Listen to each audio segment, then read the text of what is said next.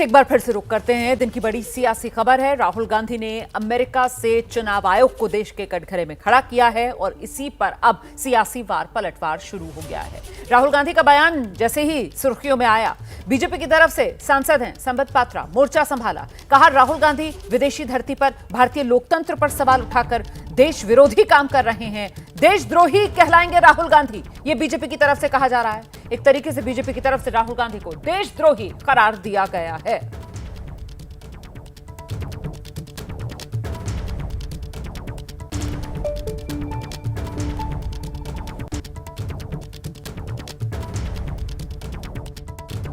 दिल्ली के चुनाव से पहले यह विषय उठाया गया था, जिसमें चीफ इलेक्शन कमिश्नर ने बकायदा एक एक विषय का क्रमांक जवाब दिया था। और इलेक्शन कमीशन ने यह भी कहा है, किसी को किसी प्रकार का संशय है तो हमारा प्लेटफॉर्म खुला हुआ है, आप आइए, आके पूछिए। उसके बाद कोर्ट के दरवाजे भी खुले हैं। आपको अगर इलेक्शन कमीशन के किसी भी जवाब से तथ्यात्मक जवाब नहीं मिलता है, आपको लगता है, आप हिंदुस्तान के कोर्ट पर भरोसा नहीं करते हैं क्या? आप जाइए, कोर्ट में जाइए, प्रश्न उठाइए। मगर अमेरिका में जाकर हिंदुस्तान का लोकतंत्र कॉम्प्रोमाइज्ड है, ऐसा केवल देशद्रोही ही कह सकता है, कोई दूसरा नहीं कह सकता। सीधे रुक करेंगे। इस वक्त हमारे साथ दो राजनीतिक मेहमान मौजूद हैं। बीजेपी की तरफ से प्रवक्ता सिद्धार्थ यादव हमारे साथ जुड़ रहे हैं और साथ ही कांग्रेस की प्रवक्ता प्रियंका गुप्ता इस वक्त हमारे साथ मौजूद हैं। बहुत स्वागत आप दोनों का। प्रियंका जी, मैं आपके पास आ रही हूँ। राहुल गांधी ने अमेरिका में बैठकर देशद्रोही वाला काम किया है क्या? बीजेपी कह रही है राहुल गांधी देशद्रोही हैं।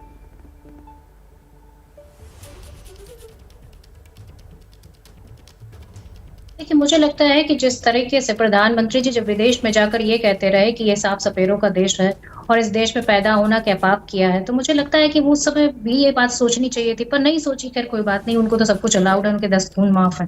पर हकीकत ये है कि आज जो सवाल है वो एक्चुअल में वो सवाल आज भी बना हुआ।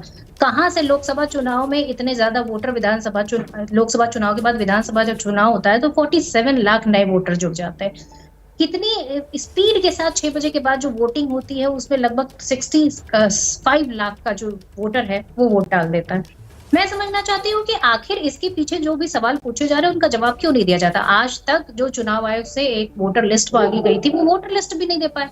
वो वोटर लिस्ट अगर दे देते तो उससे भी शायद मामला जो है पूरी तरीके से पारदर्शी हो जाता, पर वो वोटर लिस्ट भी नहीं दे पाए। और लगातार जिस तरीके से कांग्रेस पार्टी कोई आज से नहीं, लगातार चुनाव के बाद से ये मुद्दा उठाती चली आई, पर उस मुद्दे पर कहीं कोई जवाब देने लायक कोई भी सेटिस्फाइंग आंसर नहीं मिला।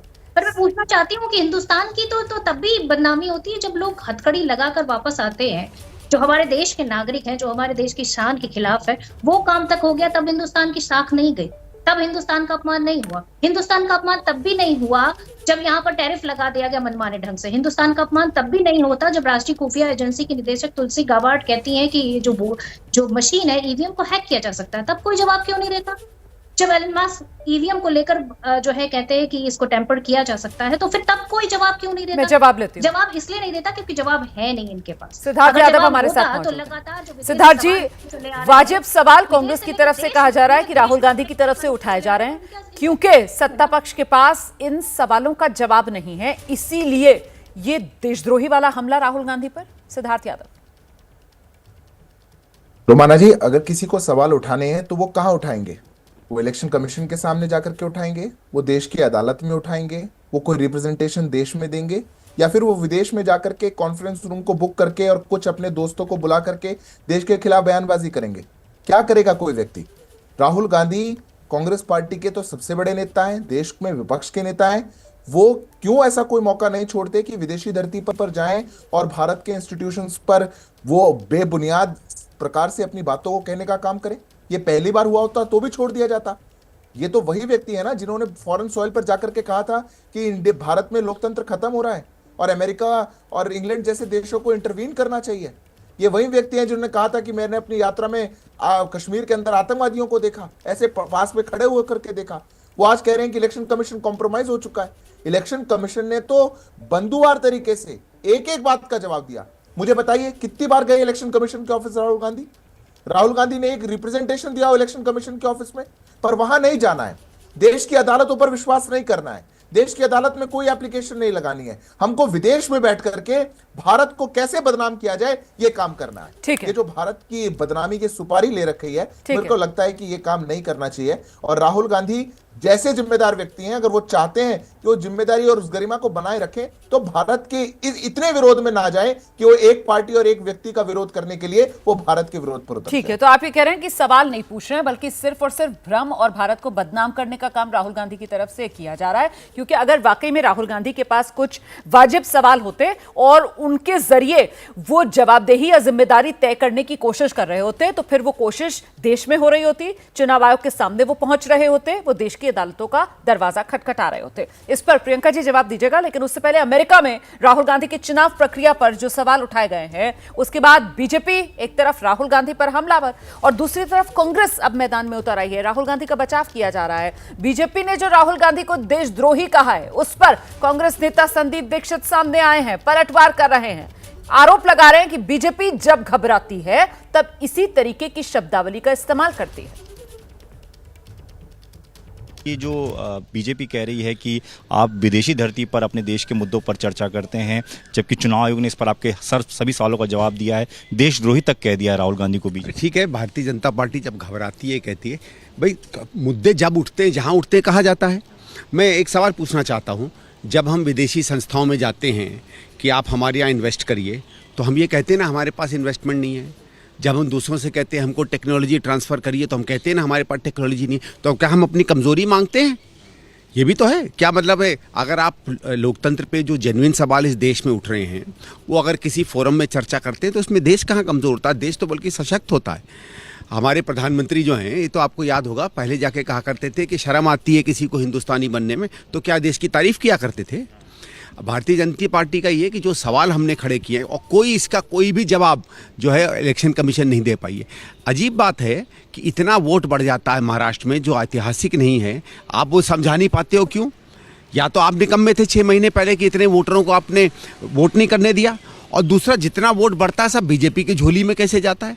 अरे भाई, ये थोड़ी है कि हम लोग सब कोई नासमझ हैं कि कोई भी एक्सप्लेनेशन दे दे इलेक्शन कमीशन तो उसको मान लें। तो एक तरफ कांग्रेस राहुल गांधी का बचाव कर रही है, बीजेपी नेता विश्वास सारंग सामने आए हैं, बड़ा बयान उन्होंने दे दिया है। कह रहे हैं राहुल गांधी को विपक्ष के नेता के रूप में पहचान मिल गई है, लेकिन उन्होंने अमेरिका में जाकर देश का अपमान किया है। राहुल गांधी हर समय अंतर्राष्ट्रीय मंच पर भारत का अपमान करते हैं। आपकी खुद की आइडेंटिटी नहीं है।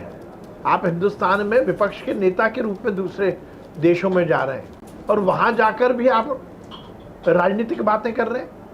शर्म आनी चाहिए। हम सरकार के खिलाफ बात करें, वो देश में करें। देश में हमें स्वतंत्रता है, पर विदेश में जाकर विदेश की भूमि पर हिंदुस्तान के मान और सम्मान को घटाना, ये देशद्रोह की श्रेणी में आता है। राहुल जी, कांग्रेस हर समय इस देश के मान और सम्मान को अंतर्राष्ट्रीय स्तर पर झुकाने का काम करती है। फिर से खास मेहमानों का रुख कर लेते हैं। प्रियंका जी, मैं आप ही के पास आ रही हूँ। इतनी शिकायतें राहुल गांधी को चुनाव आयोग से, इतनी धांधली राहुल गांधी आरोप लगा रहे हैं, महाराष्ट्र विधानसभा चुनाव में हो गई, तो क्या देश की अदालतों पर भरोसा नहीं है? आप प्लीज दर्शकों को मेरे बताइए कि इन सवालों को लेकर अगर वाकई में कांग्रेस पार्टी गंभीर है, तो कितनी याचिकाएं कांग्रेस की तरफ से देश की अदालतों में लगाई गई हैं इस मामले में जांच के लिए?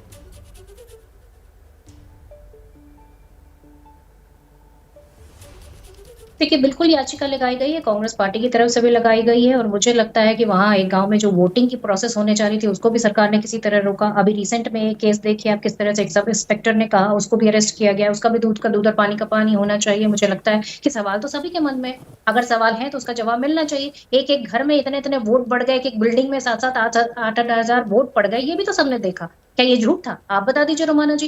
लेकिन एक बात मैं ये कहती हूँ, जैसे न्यायपालिका पर विश्वास की बात आपने की, मैं पूछना चाहती हूँ, न्यायपालिका पर विश्वास का भारतीय जनता पार्टी के एमपी को रह गया है?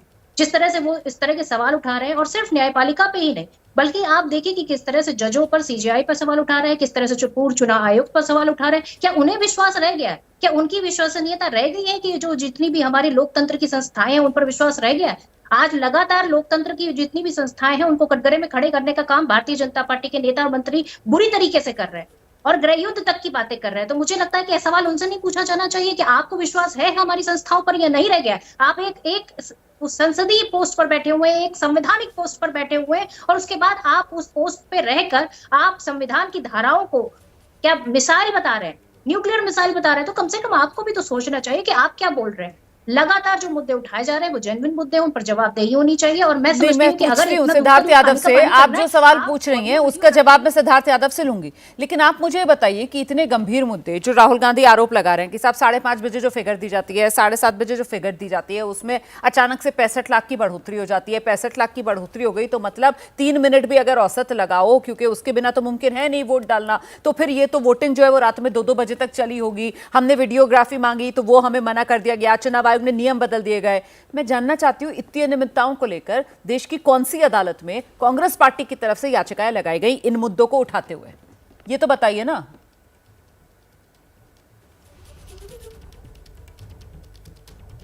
देखिए, मुझे लगता है कि अगर याचिकाओं की बात की जाएगी तो एक याचिका नहीं, कई याचिका लगाई और देश के नागरिकों में भी लगाई है और हमारे कार्यकर्ताओं ने भी लगाई है। नहीं, कांग्रेस की तरफ से नहीं लगाई गई है ना, इसीलिए मैं ये बात कह रही हूं। आप लोग कहते हैं कि साहब अचानक से ऐसा कैसे हो गया कि 5 साल के अंदर महाराष्ट्र में वोटर जो हैं वो 35 लाख बढ़ते हैं लोकसभा चुनाव में, लेकिन विधानसभा में अचानक से 6 महीने में 40 लाख बढ़ जाते हैं। तो चुनाव आयोग की तरफ से तो जवाब दिया जाता है। इसको लेकर भी चुनाव आयोग ने कहा कि 2009 में क्या हुआ था, चुनाव आयोग 2009 की बात करता है, तब आप लोग कुछ बोलते नहीं है। अचानक से आप लोग ठंडे बस्ते से मुद्दे निकालते हैं और भ्रम फैलाने की कोशिश करने लगते हैं, न सिर्फ देश में बल्कि विदेशी जमीन पर जाकर। ये आरोप है आप पर, इन पर जवाब दीजिए।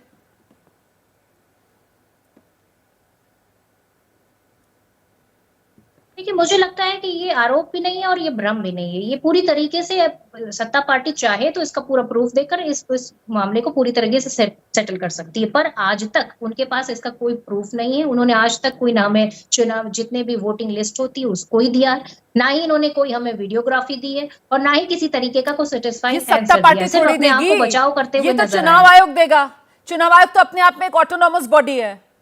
मैं समझ नहीं पा रही हूं कि दरअसल इस पूरी की पूरी लड़ाई को आप कांग्रेस वर्सेस बीजेपी बनाने लगते हैं, आप सरकार की घेराबंदी करने लगती है। जी आइए आइए।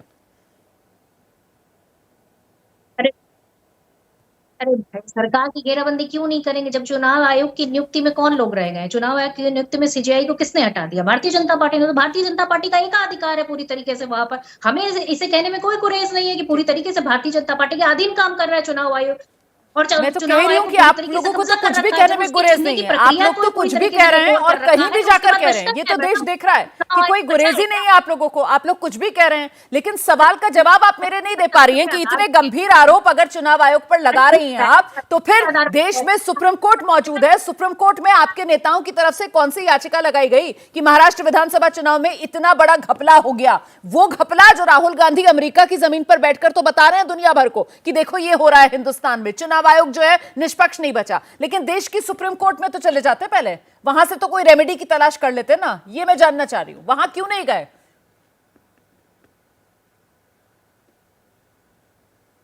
मुझे लगता है कि सुनवाई अभी तक शुरू भी नहीं हुई। सुनवाई होती तो मुझे लगता है कि इस बारे में दूध का दूध और पानी का पानी हो जाता, पर अभी तक सुनवाई शुरू भी नहीं हुई। उस केस को लेकर ऑलरेडी कई याचिकाएं पड़ी हुई, उस पर बहस होनी चाहिए। हम तो कह रहे हैं कि हम इंतजार कर रहे हैं। सिद्धार्थ यादव हमारे साथ मौजूद है। सिद्धार्थ यादव, कांग्रेस की तरफ से कहा जा रहा है कि लड़ाई हर मोर्चे पर लड़ी जाएगी, हम चुप नहीं बैठेंगे। कॉम्प्रोमाइज हो चुकी है निष्पक्षता चुनाव आयोग की, क्योंकि चुनाव आयोग अब सिर्फ और सिर्फ केंद्र सरकार की कठपुतली की तरह काम कर रहा है। जवाब दीजिए। देखिए रोमाना जी, कहना बहुत आसान होता है, पर देश में राजनीति और देश में लोकतंत्र इतना हल्का नहीं है कि कोई भी नेता और कोई भी दल आकर के अपनी विफलताओं को छुपाने के लिए देश की किसी भी संस्था को ऐसे कटघरे में खड़ा कर दे। कांग्रेस पार्टी के साथ समस्या यह हो चुकी है कि राहुल गांधी का नेतृत्व इस देश को स्वीकार हो नहीं रहा। राहुल गांधी के पास इस देश के लिए कोई विजन नहीं है, उनके पास कोई नीति, कोई नियत, कोई नेता नहीं है। और जब कांग्रेस पार्टी को ऐसी हार का सामना करना पड़ता है तो अपनी विफलताओं का ठीकरा फोड़ने के लिए पूरी पार्टी, जो कि एक परिवार की चाटुकार बन चुकी है, वो कहीं ना कहीं देश के इलेक्शन कमीशन पर, देश की संस्थाओं पर तुरंत प्रश्न उठाने आ जाती है। क्योंकि कहें कैसे कि राहुल गांधी फेल हो गए, उन नेता की लॉन्चिंग के लिए लगे हुए हैं और वहां जाकर के देश की एजेंसियों को बदनाम करना है। यह पहली बात। दूसरी बात, मैं बार बार यह प्रश्न पूछ रहा हूं, इलेक्शन कमीशन के दफ्तर में राहुल जी कब गए? सुप्रीम कोर्ट में राहुल जी ने कौन सी याचिका लगाई? राहुल जी देश के विपक्ष के नेता हैं। देश में चुनाव आयोग अगर उनको सेटिस्फाई नहीं कर पा रहा, ऐसा वो कह रहे हैं, जबकि चुनाव आयोग ने बार बार कांग्रेस पार्टी को न्योता दिया जब इनने कहा कि ईवीएम में गड़बड़ है, एक व्यक्ति नहीं गया। इलेक्शन कमीशन ने बार बार बुलाया कि ईवीएम के साथ टैंपरिंग कैसे हो सकती है, एक व्यक्ति नहीं गया। उनने मॉक ट्रायल, मॉक ड्रिल बुलाई, एक व्यक्ति नहीं गया। जब आप वहां पर पार्टिसिपेट करेंगे नहीं तो आपको विपक्ष के नेता होने के नाते दूसरी धरती पर, विदेशी धरती पर बैठ करके ये कौन इजाजत देता है कि आप भारत पर ऐसे कह सके? कौन कह रहा है कि भारत में कॉम्प्रोमाइज हो चुके हैं चुनाव? और किस हैसियत में कह रहे हैं आप? कभी आप कह देते हैं लोकतंत्र खत्म हो गया है, अब आकर के अमेरिका इंटरवीन करे? क्या आप देश को अमेरिका चलाएगा? क्या अब इस देश में विदेशी लोग आकर के बताएंगे कि हम चुनाव कैसे करवाएं? कहां अमेरिका का चुनाव हो रहा है और कहां भारत का चुनाव हो रहा है? अमेरिका के चुनाव में तो वो कह रहे हैं कि हमारी वोटिंग काउंट 3 महीने तक पूरा नहीं हो पा रहा। हमारे यहां पर एक पूरी व्यवस्था है, जो पोलिंग एजेंट वहां पोल पे बैठता है, जो बूथ के अंदर बैठता है, उसको रिटर्न फॉर्म में दिया जाता है, फिजिकल फॉर्म में, कोई डिजिटल नहीं है कि कितने वोट उस बूथ पे पड़े। राहुल गांधी ये बात जानते हैं, पूरी एक प्रक्रिया लेड आउट है कि किसी प्रकार की मैल प्रैक्टिस ना हो सके, पर जानते हुए भी अनजान बनना और जानते हुए भी देश को बदनाम करना, ये राहुल गांधी की फितरत बन चुकी है और इसीलिए वो ऐसा काम कर रहे हैं। बहुत शुक्रिया आप दोनों का हमारे साथ जुड़ने के लिए। कुल मिलाकर बीजेपी अपने आरोपों पर कायम कि राहुल गांधी ने जो किया है वो देशद्रोहियों वाला काम है। विदेशी जमीन पर जाकर राहुल गांधी देश की संस्थाओं को बदनाम करने का काम कर रहे हैं।